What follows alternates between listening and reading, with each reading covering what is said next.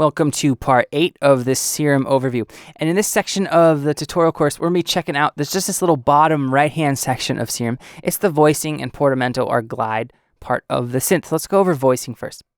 So you have a mono switch. Now when you select mono, this poly section will become grayed out. And right now you can only play one note at a time.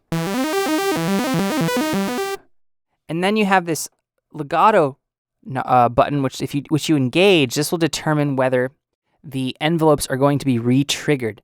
And if your LFOs are set up like a envelope and you have the trigger selected on that, they will re-trigger those as well. So on this sound right now, it's not going to have anything really or any really big effect because there's nothing going on with my envelopes or my LFOs or any modulation. But with sounds that you start to modulate a lot, that can be really helpful.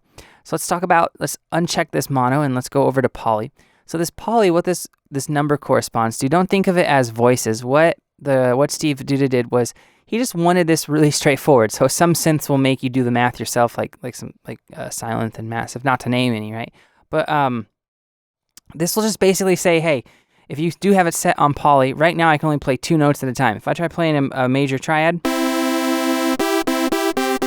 won't let me. Let's try to play 2 major triads stacked on top of each other. It's only playing 2 notes, whatever I hit first. So if you, for some reason, are like the most bomb piano player ever, and you want to do like classically voiced compositions, you might want this poly up to 32. But for the rest of us, like myself, I'm typically going to have it set to around 6, and on a good day, maybe 8. And the reason for that is it'll save and conserve CPU power. So if I'm playing like a typical EDM chord and I'm using multiple octaves, and that's only 5, here's 6. And I don't know how many times I'd even use 6, but I'll keep it there if I'm doing chords, maybe 4 to 6.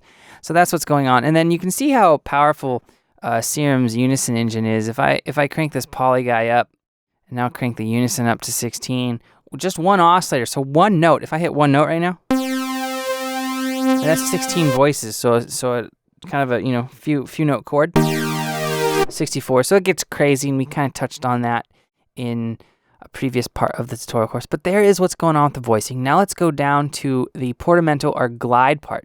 Now it doesn't really say glide or portamento anywhere. You just get this porta, but this is what it is. So cool thing about Serum, if you guys are massive users, it allows you to allows you to apply glide or portamento to your chords. So right now we have it on polyphonic. Let me go down to like 6 or 7 or whatever.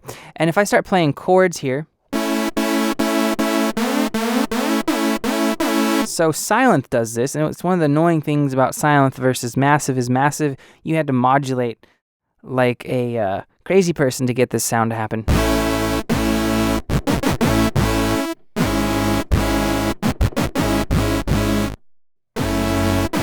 And yes, I'm playing an Adele progression.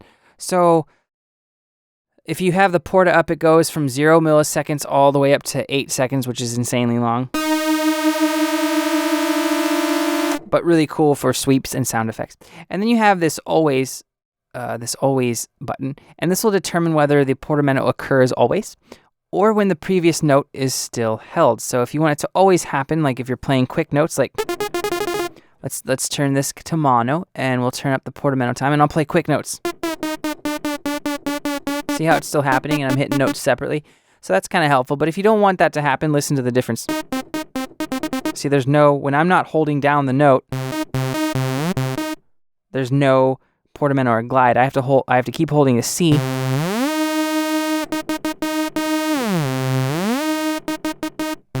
And then you'll hear it. So that's how that works. And then you have this scaled option, and this will determine the rate or how long it takes for notes that are close together to go up your glide amount or the portamento type, or larger distance on the keyboard equals kind of like a slower portamento.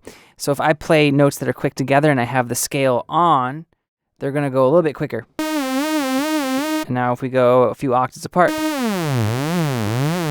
how it happens slower? So that's a pretty cool feature to have. And finally you have this little curve box, which will, if you for some reason can't get the perfect amount of glide control with these 3 options, you might want to delve into this. It lets you curve the rate of the portamento. So if you want like a really insanely quick and it's hard to hear type of one, but just subtle, you can kind of make it look like a square. Now that might work really well for polyphonic.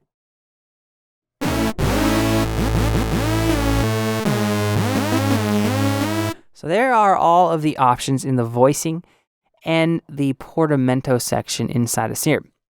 So I will see you in part 9.